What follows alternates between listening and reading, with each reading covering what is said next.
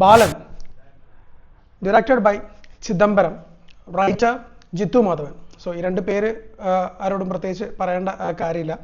Chidambaram after Manjummel boys, Jithu Madhavan എഴുതിയിട്ടുള്ളത് after ആവേശം. പുള്ളി ഇപ്പം പടം ചെയ്യുവാണ് സൂര്യയുടെയൊക്കെ കൂടെ.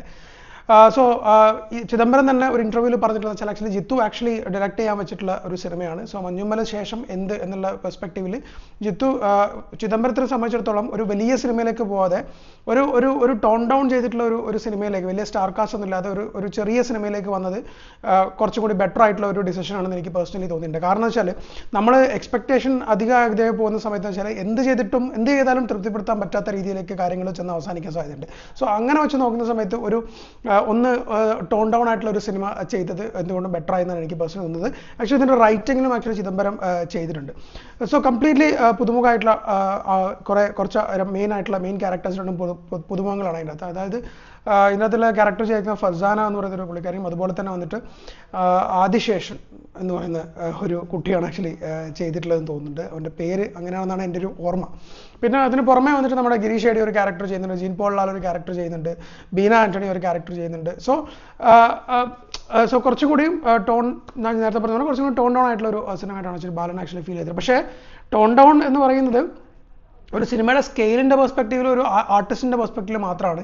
ടെക്നിക്കൽ പെർസ്പെക്റ്റീവിലോ അല്ലെങ്കിൽ വന്നിട്ടെന്ന് വെച്ചാൽ ഡിസൈനിങ്ങിൻ്റെ പെർസ്പെക്റ്റീവിലോ ഒരു കൊച്ചു സിനിമയായിട്ടല്ല ആക്ച്വലി ബാലൻ നമുക്ക് ഫീൽ ചെയ്യുന്നത്. പ്രത്യേകിച്ച് എടുത്തു പറയാനുള്ള ഒരു കാര്യം എന്ന് പറയുന്നത് ഇതിൻ്റെ വിഷ്വൽസ് ആണ്. വിഷ്വൽസ് വളരെ ഗംഭീരമായിട്ട് ചെയ്തിട്ടുണ്ട്. ആക്ച്വലി സിനിമാറ്റോഗ്രാഫർ ഷൈജു ഖാലിദാണ്, അറിയാലോ, കളറിങ് ആയി കഴിഞ്ഞാലും അതൊക്കെ ഒരു യുണീക്കായിട്ടുള്ള ഒരു പാറ്റേൺ ആക്ച്വലി ഇതിനകത്ത് ചെയ്യുന്നുണ്ട്. ഇത് ട്രെയിലർ കണ്ടപ്പോൾ തന്നെ വന്നിട്ട് മനസ്സിലായി. പിന്നെ ട്രെയിലറിൽ വന്നിട്ട് തന്നെ റിവീൽ ചെയ്തിട്ടുള്ളതാണ് ടോവിനോ ഒരു ക്യാരക്ടർ ചെയ്യുന്നുണ്ട് എന്നുള്ളത്. മ്യൂസിക് ഡയറക്ടർ ആക്ച്വലി സുഷിൻ ശ്യാമാണ്. സുഷിൻ ശ്യാമിൻ്റെ ഒരു ബാക്ക്ഗ്രൗണ്ട് സ്കോറിൻ്റെ ഒരു പീക്ക് ലെവൽ ബാക്ക്ഗ്രൗണ്ട് സ്കോർ ഈ സിനിമയ്ക്ക് ഡിമാൻഡ് ചെയ്യുന്ന ഒരു ബാക്ക്ഗ്രൗണ്ട് സ്കോർ ഉണ്ടോ എന്ന് എനിക്ക് പേഴ്സണലി ഫീൽ ചെയ്തിട്ടില്ല.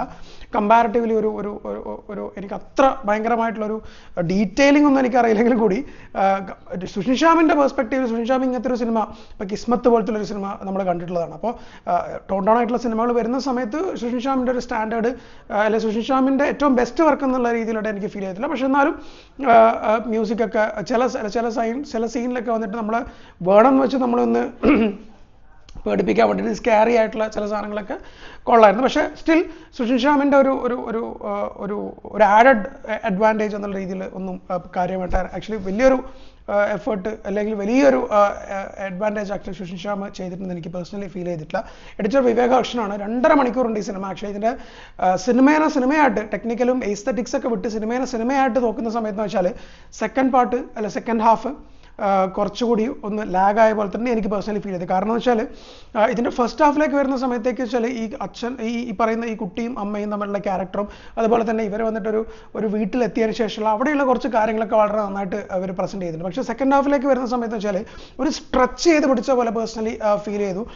ഒരു പ്ലെയിൻ ആയിട്ടുള്ള സബ്ജക്റ്റാണ്. സബ്ജക്റ്റിൽ വന്നിട്ട് ഔട്ട് ഓഫ് ദ ബോക്സ് ആയിട്ട് എന്തെങ്കിലും ഉണ്ടെന്ന് എനിക്ക് പേഴ്സണലി തോന്നിയിട്ടില്ല. പക്ഷേ ഒരു പ്ലെയിൻ സബ്ജക്റ്റാണ്. പക്ഷേ അത് മേക്കിങ്ങിലൂടെ ഒരു പരിധി വരെ നമ്മളെ പിടിച്ചിരുത്താൻ വേണ്ടിയിട്ട് ആക്ച്വലി ചിദംബരത്തിനും അതുപോലെ തന്നെ ഇതിൻ്റെ റൈറ്ററിനും സാധിക്കുന്നുണ്ട്. പക്ഷേ ഞാൻ പറഞ്ഞല്ലോ, സെക്കൻഡ് ഹാഫിലേക്ക് വരുന്ന സമയത്ത് ഇപ്പോൾ ടോവിനോയുടെ ക്യാരക്ടർ വന്നു കഴിഞ്ഞാലും ടോവിനോയുടെ ക്യാരക്ടർ പിന്നെ അതുപോലെ തന്നെ ഈ കുട്ടിയുടെ ഒരു ജേണിയും സെക്കൻഡ് ഹാഫിലേക്ക് വരുമ്പോഴുള്ള ജേണിയും ഈവൻ ഫസ്റ്റ് ഹാഫിലുള്ള സമയത്ത് വന്നിട്ട് നമ്മൾ ട്രെയിലറിൽ കണ്ട ഒരു ഭീകരതയോ അല്ലെങ്കിൽ ട്രെയിലറിൽ കണ്ട തരത്തിലുള്ള ഒരു ഭയങ്കര കൺവിൻസിങ് ആയിട്ടുള്ള ഒരു പരിപാടികളൊന്നും അവർ ചെയ്തിട്ടില്ല. പക്ഷേ അവർ മേക്കിങ്ങിൽ ഒരു പരിധി വരെ വന്നിട്ട് ആക്ച്വലി ഈ സിനിമയെ പിടിച്ചു നിർത്താൻ വേണ്ടിയിട്ട് പറ്റിയിട്ടുണ്ട്. പിന്നെ അതിൻ്റെ ലൊക്കേഷനും ആംബിയൻസും മൂഡ് സെറ്റിങ്ങും കാര്യങ്ങളൊക്കെ വന്നിട്ട് ചെയ്തിട്ടുണ്ട്. കുട്ടി ആദിശേഷൻ എന്ന് പറഞ്ഞ പുള്ളിക്കാരൻ വളരെ നന്നായിട്ട് ചെയ്തിട്ടുണ്ട്. ഒരുപാട് ചെറിയ കാര്യങ്ങളൊക്കെ പുള്ളിക്കാരൻ ചെയ്തിട്ടുണ്ട്. അതൊക്കെ വളരെ നന്നായിട്ട് ആക്ച്വലി ചെയ്തിട്ടുണ്ട്.